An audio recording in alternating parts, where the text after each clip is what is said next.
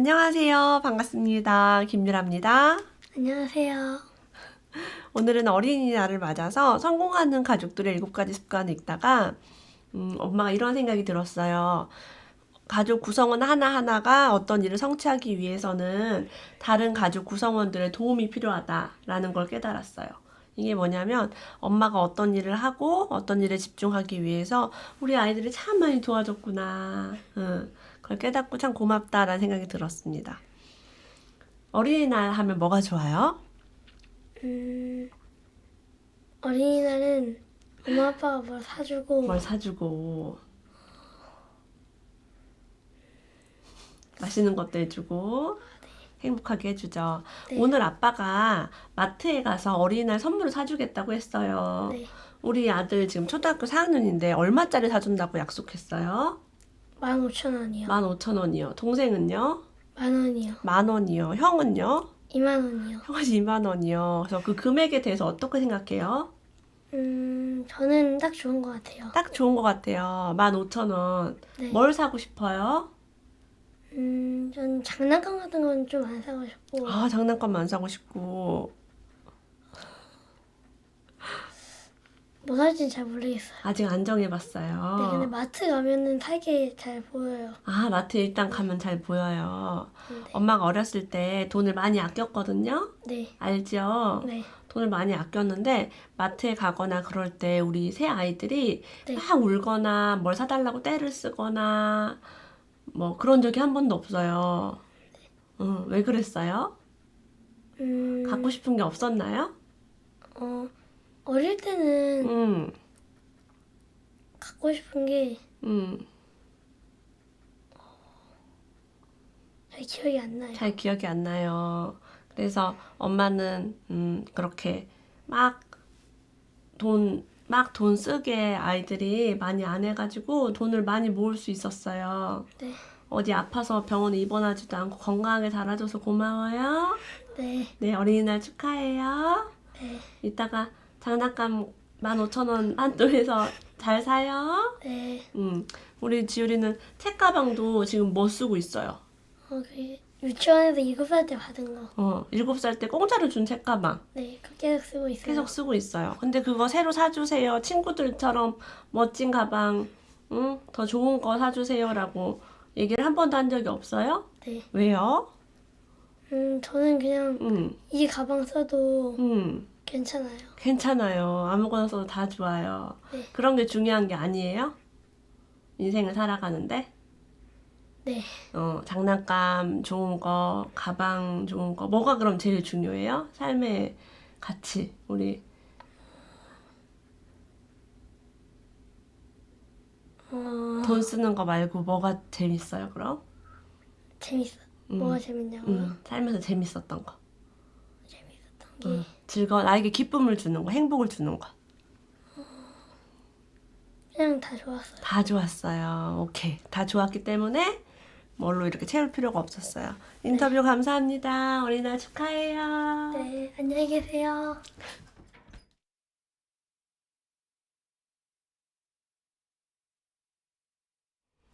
네, 오늘 어린이날을 맞이하여 이렇게 인터뷰를 한번 진행을 해보았는데요. 사실 우리가 가족의 목표를 이루기 위해서 누구 하나하나의 도움이 안 필요한 사람이 없었습니다. 제가 오늘 아이들과 점심을 먹으면서 고맙다라고 얘기해줬어요. 함께 이야기 계속 나눠볼게요. 이 책에 습관 4번째, 성공하는 가족들의 7가지 습관 중에 4번째 습관이 바로 상호 이익을 추구하라예요. 서로의 이익을 추구하는 거래요. 그래서 모든 사람이 풍요롭다라는 부분이 있어서 가져와 봤습니다. 이 세상에는 모든 사람을 위해 모든 것이 충분하다는 사실을 이야기해 준다. 한 사람이 즐기든지 100만 명이 즐기든지 햇빛은 부족한 법이 없다는 사실을 말해준다. 햇빛이 풍요롭듯이 사랑도 풍요롭다. 한 사람을 사랑한다고 해서 다른 사람을 사랑할 수 없게 되는 것이 아니다. 그래서 아이들에게 그냥 공원에 나가도 세상의 풍요를 알려줄 수 있다는 거예요. 방금 말한 것처럼 마트에 있는 장난감을 내가 다 가져야지 행복하고, 남들이 메고 다니는 가방, 남들이 신는 운동화, 뭐 브랜드, 멋져 보이는 것, 그걸 내가 가져야지 풍요로운 게 아니라는 거죠. 그래서 어린 자녀들과 풍요에 대해서도 늘 나눌 수 있습니다. 저도 이렇게 공짜로 세상에는 주는 것이 많다는 얘기를 많이 해요. 그래서 뭐 나무를 같이 뜯으러 가기도 하고 농사를 짓기도 하고 그렇습니다. 자, 우리 가족의 커뮤니케이션을 방해하는 것들이 있는데요. 바로 이것은 공감하며 경청하는 능력으로 극복할 수 있다고 해요. 아이가 이렇게 화가 잔뜩 나가지고 부모와 대화하려 하지 않고 문을 쾅 닫을 때, 그럴 때 이제 엄마가 마음을 가라앉히고 이렇게 하면 좋대요. 얘야, 무언가 잘못되어 가고 있는 것 같긴 한데 그게 뭔지 잘 모르겠구나. 나는 진정으로 그 아이를 이해하고 싶어 한다고 말해주었고 마침내 그 아이가 마음 놓고 이야기할 수 있는 분위기를 만들어줄 수 있었습니다. 그래서 다섯 번째 습관입니다. 경청한 다음에 이해시켜라. 그래서 엄마가 이렇게 요구하고 싶은 게 사실 있잖아요. 우리 가정 내에서 이걸 좀 지켜줬으면 좋겠고 지금 우리가 경제적으로 이런 상황이고 이런 얘기를 할 때 아이의 얘기를 들어보고 나서 얘기를 해주라는 거죠. 저는 항상 애들 얘기를 많이 들어줬어요. 아, 그렇구나. 이게 네가 힘들구나. 이런 불만이 있구나. 실컷 들어주니까 아이가 이제 불만이 별로 없어지는 거죠. 그러고 저도 제 얘기를 하는 거죠. 뭐 이번 어린이날에는 선물 요만큼 해줄 수 있어. 우리가 지금 그런 형편이야. 라고. 그래서 저는 이제 남편이 이제 장난감을 사러 간다고 하길래 저는 운전면허가 없어요. 그래서 이제 같이 못 가니까 저는 이거 영상 찍을 테니까 사가지고 오라고 했더니 얼마치 살 거야. 그래서 내가 한 5만 원이나 막 이렇게 10만 원치 사줘. 선물을 거의 사주는 일이 없으니까. 그랬더니 아이들이 너무 놀라면서 엄마 아빠가 얼마짜리 사주기로 했는지 알아? 그러면서 저 금액을 얘기하더라고요. 10,000원, 15,000원, 2만 원. 그래서 뭐 여러분 장난감 가게 가보신 분은 알겠지만 10,000원 안팎으로 살 수 있는 괜찮은 장난감은 별로 없잖아요. 그래서 좀 쓰지 이렇게 얘기를 했는데 우리 아이들은 지금 표정이 너무 행복해. 나는 10,000원도 엄마 충분해. 15,000원도 좋아. 2만 원도 좋아. 그래서 너무 기쁘더라고요. 이 아이들이 작은 것으로도 감사할 줄 아는 아이로 자랐구나. 불만이 없구나. 혼자서 뭉클합니다. 자, 그렇게 부모가 진정으로 자기를 이해하려고 한다는 걸 느꼈을 때 아이는 마음을 열고 깊은 이야기를 털어놓아도 괜찮다고 생각을 한대요. 그래서 자기 이야기를 경청해주고 자신에게 마음을 털어놓을 사람을 만나기 전에는 아이들도 나의 진짜 고민이 무엇인지 모른다고 합니다. 우리가 말을 하다가 깨닫게 돼요. 내가 이렇게 고민이 있구나. 내가 이것은 좀 실수했구나. 라는 걸 내가 말하면서 이제 알게 됩니다. 그래서 문제가 분명해지고 자기가 이해받고 있다는 느낌을 갖게 되자 이제 아이는 부모들이 줄 수 있는 도움을 원하게 되었어요.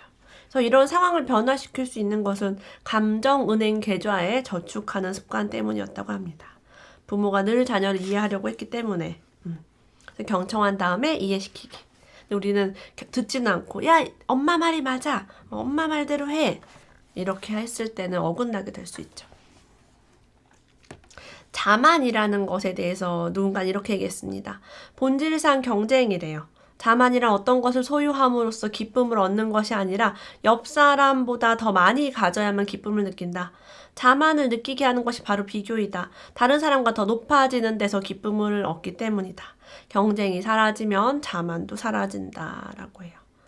제가 육아를 하면서 비교하지 않으려고 노력했고요. 경쟁시키지 않으려고 노력했습니다. 뭐 1등을 해라, 몇 점을 맞아라, 누구보다 잘했니 못했니 이런 말을 아예 하지 않았어요. 그러니까 아이들이 비교 자체를 놓아버리니까 남들은 엄마 뭘 선물 받았어, 남들은 무슨 가방을 메고 있어, 남들은 어때 이런 말을 하지 않아요. 저도 한 번도 남에 대해서 얘기해 본 적이 없으니까요. 이 자만이 없으면 옆 사람보다 적게 가지던 어쨌든 아무 상관이 없다는 거죠.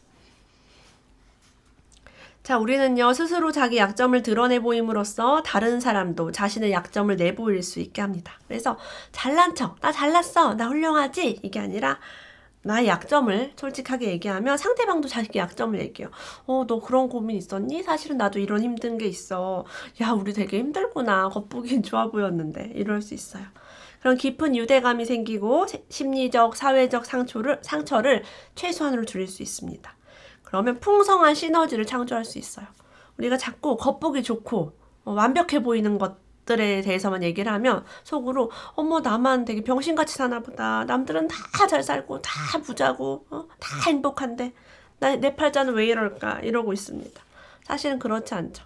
제가 어제 이제 부부싸움에 대한 이야기를 라이브 방송에서 했더니 다들 어머 부부싸움 하시는군요. 예, 부부싸움 하기도 하고 친하게 지내기도 하고 그렇습니다. 자, 우리는 공감의 마술사가 되어야 한다라고 이야기합니다.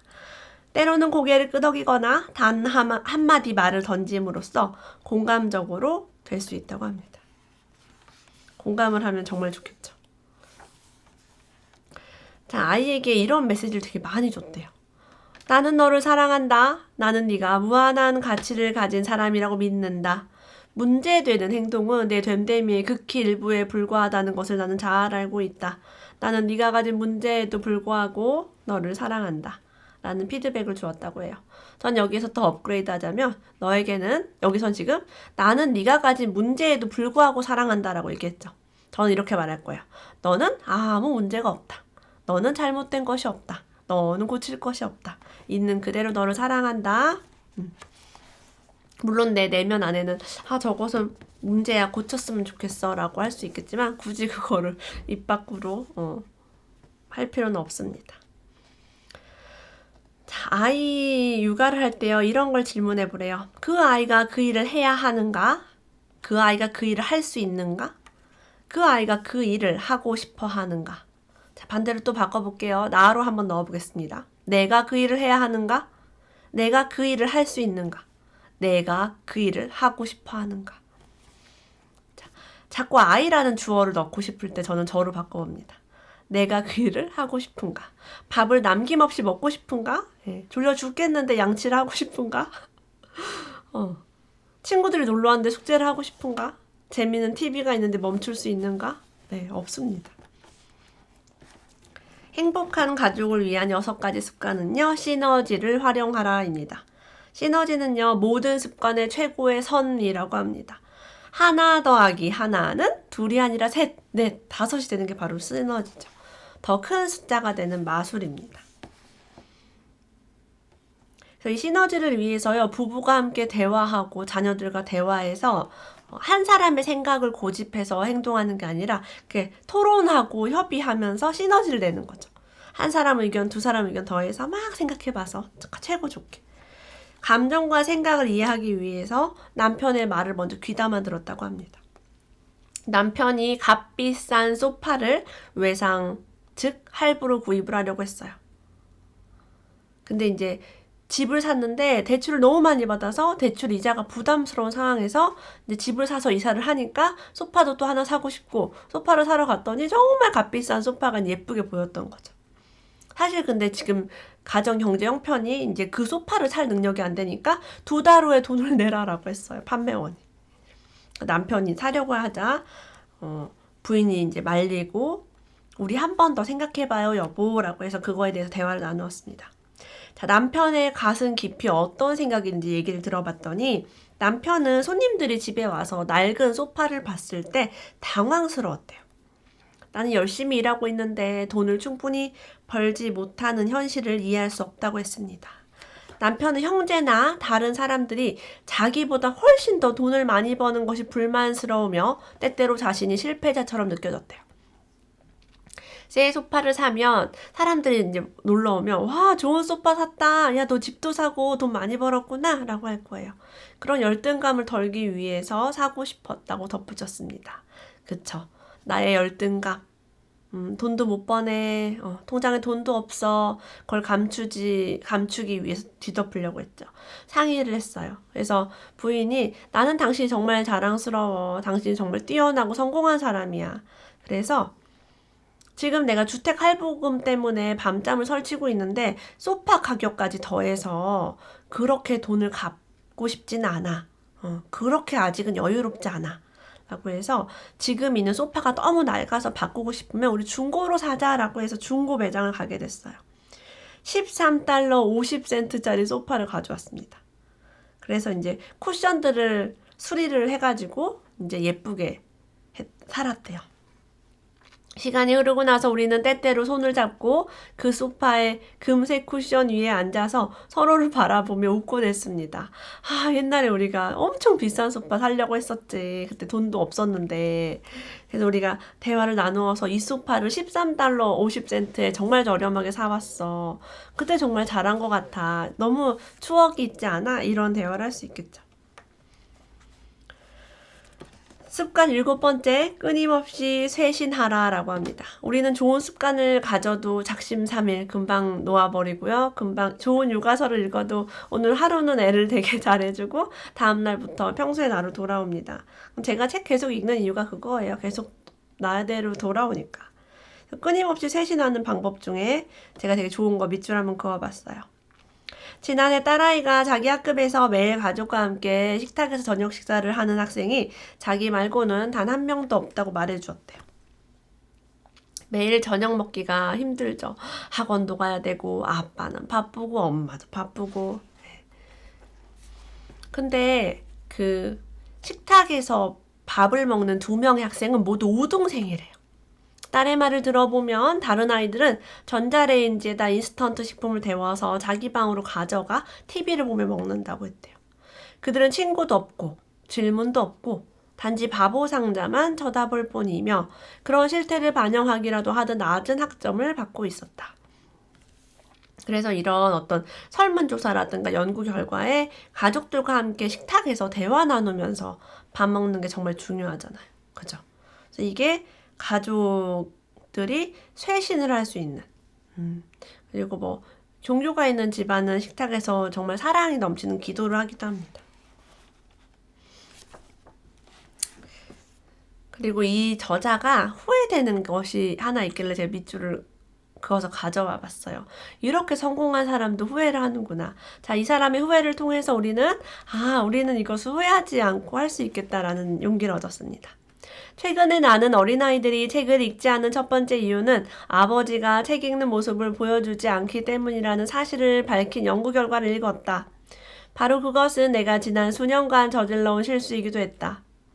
되돌아보면 내가 연구할 때 아이들에게 공개적으로 나의 책 읽는 모습을 더 많이 볼 수 있게 해줄 걸 그랬다는 아쉬움이 있다.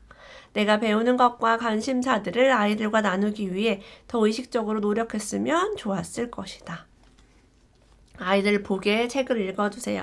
저는 정말 사회적으로 성공하신 분들이 많이 해준 얘기가 집이 정말 가난하고 부모가 나에게 아무것도 해준 게 없었지만 우리 어머니가 책을 항상 읽고 있었습니다. 우리 아버지가 책을 항상 읽고 있었습니다. 제가 존경하는 이지성 작가님도 그 철학이랑 고전이 집에 엄청 많았대요.